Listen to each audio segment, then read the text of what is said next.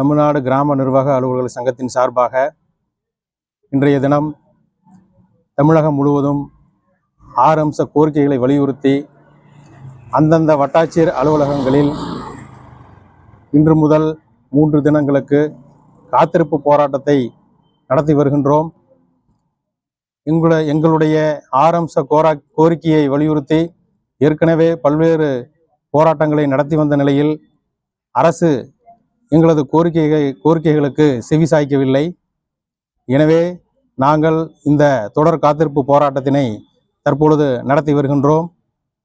எங்களது கிராம நிர்வாக அலுவலக கட்டடங்கள் 35 ஆண்டுகளுக்கு மேலாக பழுதடைந்த நிலையில் நாங்கள் பணியாற்றி வருகின்றோம். அதனை நவீனமயமாக்கப்பட்ட கிராம நிர்வாக அலுவலக கட்டடமாக மாற்றி தர வேண்டும் என்கின்ற கோரிக்கையை வலியுறுத்தி போராட்டம் நடத்தி கொண்டிருக்கிறோம்.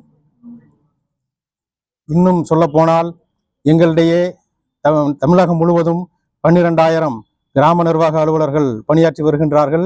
இதில் பெரும்பாலானோர் பெண் கிராம நிர்வாக அலுவலர்களாக இருக்கின்றார்கள். அவர்களுக்கு கழிவறை வசதி கூட இல்லாத நிலையில் பணியாற்றி வருகின்றார்கள்.